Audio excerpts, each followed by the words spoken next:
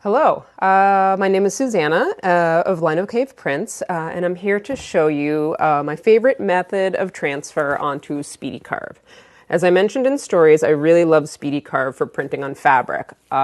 It is nice and soft, adheres to the fabric really nicely, it's easy to carve, and you can get fine detail, and you can do this amazing transfer method to it. The pencil transfer method works fine, but my designs are precise and usually fairly detailed. So using this iron-on transfer method has been a total game changer for me. I struggled for a long time with the pencil transfer method, spent a lot of time on it, and as I carved, it would smudge, and one day I was unwrapping my Speedy Carve and taking the packaging, chucking it, and usually I would chuck this too, but I noticed on the back are instructions for how to transfer onto Speedy Carve using a fresh ink or laser jet printout. Since I draw all my designs by hand, I just photocopy my design on my printer, but I know some of you might use Illustrator or a similar piece of software to draw your design. And just when you print that out, make sure that all your blacks are fully saturated so that you can get a nice transfer. So what you do with your fresh printout is align it onto your block. Make sure that it's in the right spot.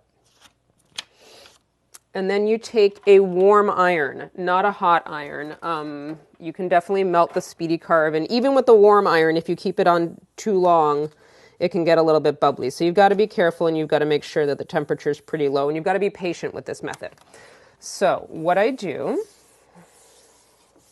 is simply just begin to iron, carefully moving my iron around. There are different hot spots in my iron.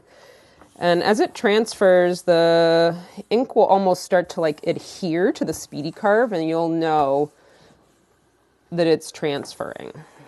And then what you can do is you can peek. And I can see that I haven't gotten it all the way on this corner. So I'll just keep moving my iron around. I didn't get it there either.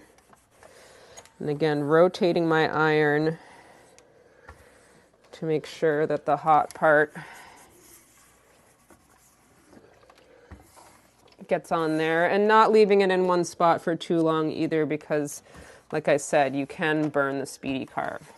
And I've also not cut my design out, which is key. I'm using this excess paper to protect the Speedy Carve. Had I cut out my design exactly flush with the edges of it, if I went over it with the iron directly on the Speedy Carve, it would melt and burn and just generally be no fun. So this looks pretty good over here. Looks pretty good over here. This back corner I'm missing still. Make sure I got that. It's good enough. Give this corner just a little bit of a kiss.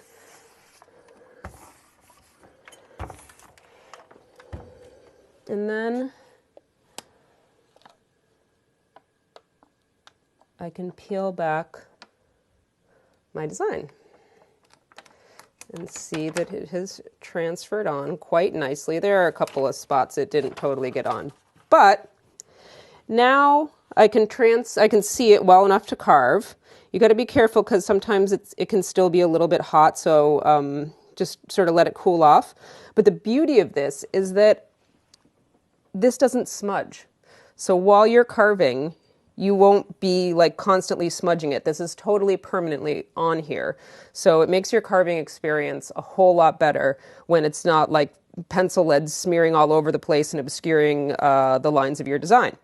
So I hope you'll try this. It does take a little bit of practice, but it's so worth it.